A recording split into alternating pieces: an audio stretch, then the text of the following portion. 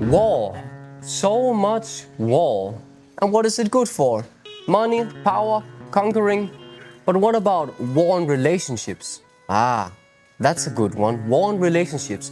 Using force to control or conquer your partner. Ooh. But then the question begs, which has the most impact on the human? Is it force or is it kindness?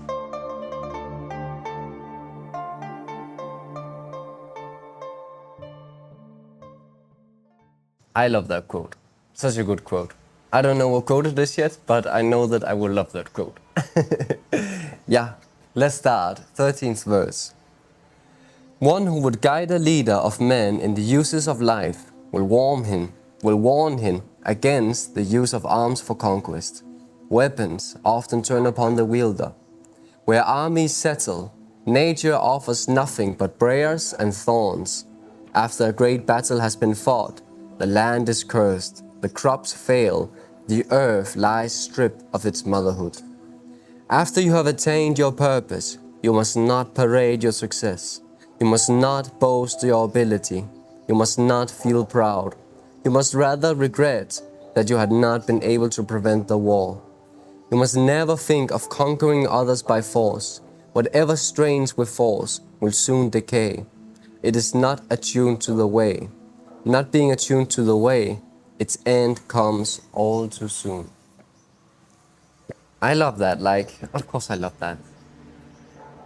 So much of our world is based on war.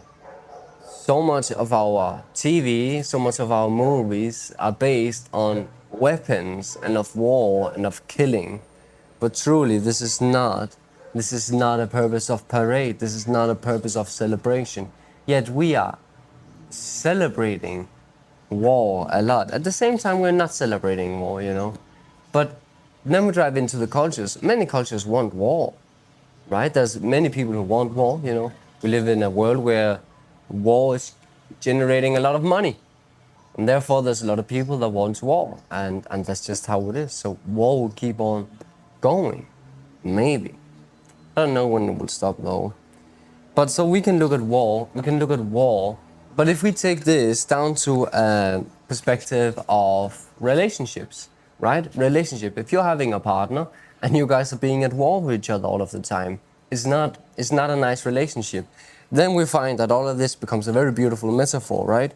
After a great battle has been fought, the land is cursed, the crops fail, the earth lies stripped of its motherhood.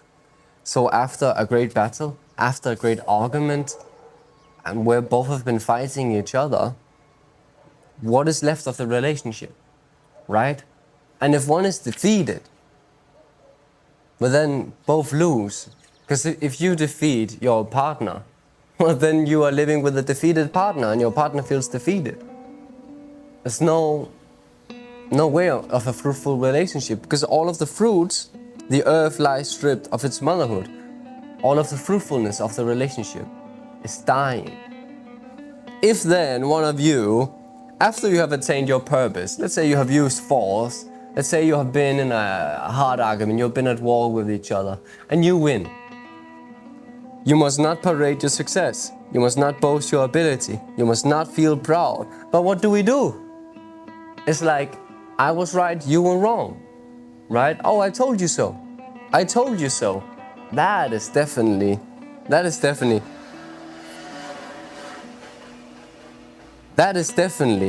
to feel proud. You must rather regret that you have not been able to prevent the war, right? I think that is beautiful, because we don't want the war. And the war only brings regret. And actually the next verse is also about wars. We're gonna go into war this time, right? Let's go to war. Let me see what we have here. You must never think of conquering others by force. Many years ago, at the very beginning of my spiritual journey, I stumbled upon Alan Watts, as probably all of you guys have. And Alan Watts says, and I loved it, live by the principle of not forcing.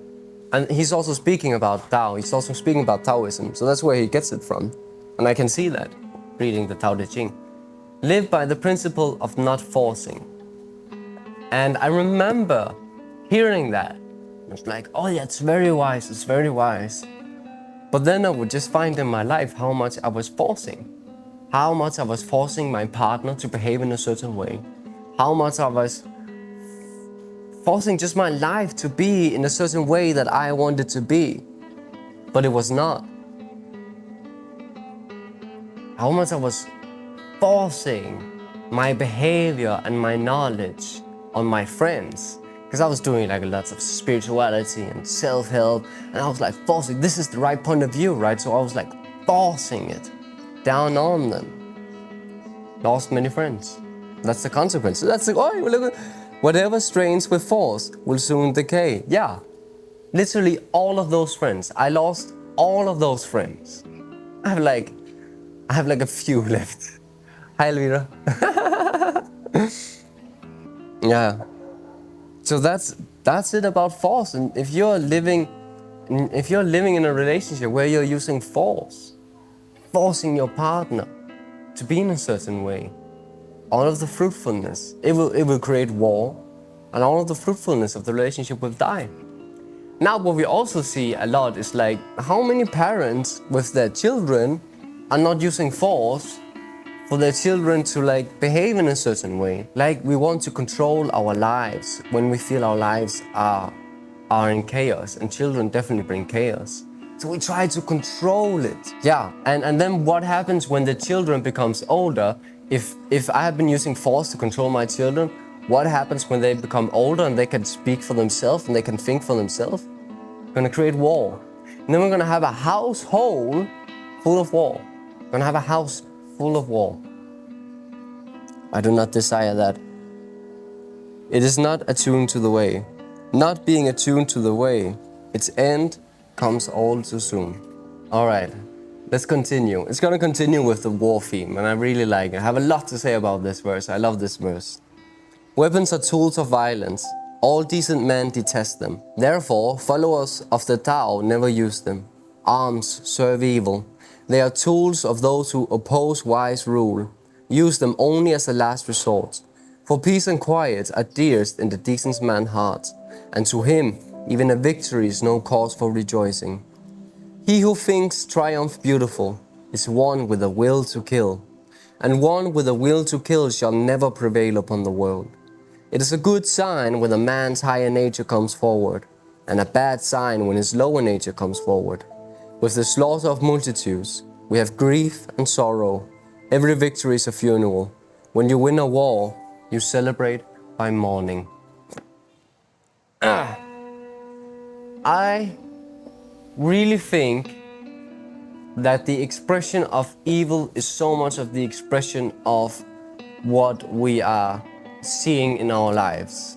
As we actually talked about one of the previous episodes, is that there is no evil, but what evil is that it's absence of goodness. We see them like good and evil, light and darkness, but truly there is no darkness. What darkness is the absence of light. That is what darkness is. And so that's like my perspective of evil, that evil is the absence of goodness. And what is goodness? Goodness is the Tao, goodness is the way, goodness is love. And so it's absence of this. And then when you start going in the way of absence, you go deep in the way of absence. And I really feel like that is the expression of the world that we're seeing right now. I really think, while I was reflecting upon this, it's like the expression of a couple of things. It's the expression of evil, or absence of goodness. And it's the expression of unwillingness, or the absence of willingness. And it's the expression of ignorance. Because, a very good example. Here in South America, I love their commercials on TV, because many of them is like a man yelling about a product, and then you have to buy that product. He's like standing there, like really yelling about it. And this special product is a pill, and it's a pill that makes you more not fat. I don't know if you're fat and then you're losing weight. It's a pill that makes you lose weight, because it's like pushing it in. I don't know what he's saying. fachada, 3 frascos, el original Epadol. And then they have the outro, which is a song, and they're saying like da da da da da da da. You have the control. And it's crazy because it's so clear that it's a lie. It's so clear that this product is only for getting money. And if it has some sort of of making you more not fat, well then certainly it has a lot of other consequences, side consequences about its side effects. Yet people buy it. It's so clear that this product is not going to help you, that this product is going to harm you, it's going to make you addicted, it's going to make you sick, it's going to make them a lot of money. But yet somehow people are so, dare I say it, stupid that they buy it. And I don't get it. And I think what my fiance always says is like, oh, people are searching for the miracle pill. That's what they're searching for. They're searching for the pill that will make their life better. And it is such an unwillingness to see the truth. It is such an unwillingness towards life, towards responsibility. It's such an unwillingness. And the evil just comes and uses it, and uses the people. Now I see the same unwillingness when it comes to cultures who are at war, right? Because the people think that the people of the other culture is evil and that they should just die. They should just perish. They should not be there at all. And it is such an unwillingness to put yourself aside for a moment and start to listen and to understand the other person's perspective. And the perspective here is what we get right here with the slaughter of multitudes. We have grief and sorrow. Every victory is a funeral. When you win a war, you celebrate by mourning. And all of this leads to resentment. And it's such an unwillingness to be able to forgive, to be able to say we both lost. War is, we're both losing. There is no winner of war. Every war, when you win a war, you celebrate by mourning. That is the nature of war. In our relationships, with our children, with our family, with our partners, relationships country-wise, war, that's the nature of it. Now we got someone selling some mangoes, I think. You can probably hear it, right? I'm thinking about how annoying it is for me to listen to that. Can you imagine being the one sitting in that truck listening to that for hours? Dios mío. And so unwillingness and evil, because evil, he who thinks triumph beautiful is one with a will to kill. And one with a will to kill shall never prevail upon the world. And I really feel that the people with a will to kill is Kill Bill, is prevailing upon the world right now. I really feel like those are the rulers of the world as it is right now. Now they can never be the masters of the world, because in order to be a master, it is the way of the Tao. And they will never prevail because they will fade away. They will die, they will be forgotten. But who are not forgotten? Jesus was not forgotten, Buddha is not forgotten, Krishna is not forgotten.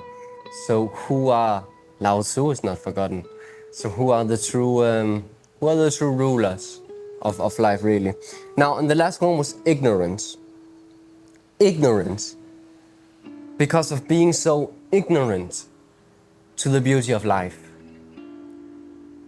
And I feel like for me, that's the biggest sin. For me, that's the biggest sin. Because life is so beautiful. Life is so wonderful. Life is full of richness. Life is a miracle. And they are so ignorant towards the beauty and the richness and the depth of life. And I feel like that's the biggest sin of them all. You can be evil, you can be unwilling, but like being ignorant to the richness of life. And also when you are not ignorant to the richness of life, you are not unwilling. It's like those qualities are following. You are not evil, you are very good, you're very willing, and you're very aware. So those kind of follows hand in hand. One who is unwilling cannot experience the richness of life because you are unwilling. So it's like you're just sinking. You're just sinking more into that. I always forget this word. Swamp. There we go. You just sink into that swamp of unwillingness. And it's not a nice place to live. We have all been there. And I have definitely been there. Definitely spent my fair share of time in the swamp. Not there anymore. And also, life is very heavy at this place. It's not nice being there. But it is part of the richness of life. As everything. Yeah, do we have more here? Arms serve evil. We have just so much war in the world. You know, actually, to share a little about Be Happy, my goal of Be Happy is world domination. No, my goal of Be Happy is world peace. That's how I'm feeling. You know, I'm not stopping. I'm not stopping until the world is completely at peace. And that's my promise. That's my promise. I'm not stopping. Never. And I was talking with the Lord, as I do, and then I said, "No, you better not pull anything upon me." Like realizing, oh, peace is everything, and peace is what always have been. Like, you know what I mean? An inside joke. But everything, and that's actually what we're coming to in this one, that everything in the next verse is that everything is peace. Everything is harmony. It's actually what we're coming to right now. So it's a good transition. Let's get to the 32nd verse. The eternal Tao has no name. All through simple and subtle, no one in the world can master it. If kings and laws could harness them, the 10,000 things would naturally obey. Heaven and earth would rejoice with the dripping of sweet dew. Everyone would live in harmony, not by official decree, but by their own goodness. Once the whole is divided, the parts needs name. There are already enough names, know when to stop, know when reason sets limits, to avoid peril. Rivers and streams are born of the ocean, and all creation is born of the Tao. Just as all water flows back to becoming the ocean, all creation flows back to become the Tao.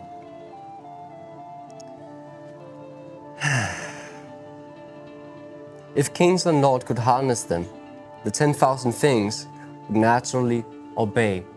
Which means, what are they obeying right now? Right now, 10,000 things is obeying the Tao. It's obeying the way of things. And but if we could like take them, they would obey us. But we can't. Why can't we? Because we're part of the 10,000 things. Oh, well, now I have to be careful of what I'm saying, right? Because like, yeah, so like there's the manifestation of the 10,000 things, but that's not who we are. We are the eternal. We are the Tao. What I'm trying to say with this is that, which means that all of this evil, all of this disharmony that we're seeing in the world right now is a part of the harmony, is a part of the perfection. It is perfection. It is harmony. My master told me this. There does not exist disharmony. Disharmony is an abstract concept of the mind. Does not exist. Does not exist in the world. Only ultimate, eternal harmony exists. It's the only thing that exists. And the same with, what can you say, not peace? Not peace does not exist. Only exists peace. The same with love and hate. Hate does not exist. Only exists love. As we talked about before, love and absence of love. Light and absence of light. But it's still light, but it's still love. It's still the same thing. It's just in the absence of that thing. And I'm really reminding myself, because when I get lost in the 10,000 things in the world, in the activities of the world with war and slaughter and hate and people throwing their trash everywhere, especially on the beach. So when all of the rain comes, all of the rain, and it's heavy rain, all the rain comes and all of that trash gets right into the ocean. And they are unwilling to see what they're doing. They are unwilling to clean up after themselves, ignorant of the consequence of their action, of their unwillingness, of their unawareness, of their ignorance. And they are unwilling to look themselves in the eye and see what they're doing. They're unwilling. Anyway, it's so hard, man. It's so hard. So when I'm walking on the beach and I see trash everywhere, I'm like, I'm burning, man. I'm burning. And I'm reminded of what Gandhi is saying, like, love the sinner, hate the sin. And it's hard not to hate the sinner. But then it's again, we've talked about this in many episodes actually, is that we are not our actions. So it is to see the action. I can hate the action, but I will love the human behind the action. But it is, when I'm then walking on the beach, to finish my story, when I'm walking on the beach, I am really practicing to take a step back from Jonathan, from the human being, and just allowing, I'm returning to the Tao, I'm returning to the Tao, that's what I'm doing, right? I'm just allowing it to be what it is, and I'm returning to the Tao, trusting in the perfection, trusting in the harmony of the things, of the way. Even though that there's so much stress, and I'm also understanding, well, then my anger towards this is also a part of that perfection. It's also a part of that harmony. Then how to do it without falling into hate? That's a good question. Hate the sin, love the sinner. Yeah. So here's also the thing. What we are all seeking, I truly believe what we are all seeking. And once you have tasted the richness of life, once you have tasted the joy of life, you know that it's possible. And that's it, be happy. This is the purpose of be happy, right? Okay, everyone would live in harmony, not by official decree, but by their own goodness. Everyone would live in harmony by their own goodness. Talking about force and live by the principle of not forcing. What truly has an impact on human being? Is it force or is it kindness? I'm reminded of a story that I read in the book from Ram Dass, How Can I Help? And it's a story, they are in a train and there's a drunken man in the train. And he's very drunk and he's aggressive, and he's pushing people. And then there's this one, and he knows how to fight. He knows fighting, the art of martial arts. He knows martial arts, and he then decides to fight this drunken man, to fight this drunken fool, because this drunken fool is dangerous towards the others. So he's justifying it. And in the moment that they two are about to fight, there's an old man sitting, and he then calls on the drunken man and starts to talk with the drunken man in a light tune. Like, what are you doing? And then the drunken man sits down and starts to share. He's drunk, he's unworthy of love, that's how we feel. And he's just sharing this. And such a beautiful, that really got to him. Now, if force would have been used, what would have happened? It would have been a short war, right? It would have been a short war. And the not drunken man would have won. And the drunken man would have sunk far deeper in. But by the choice of kindness, by the choice of meeting, by the choice of understanding, by the choice of listening, that old man got the softness out of the drunken fool. He had lost everything, and he's ashamed of himself. He's not worthy of love. Beautiful story, and really shows what is the true impact we can give on other human beings.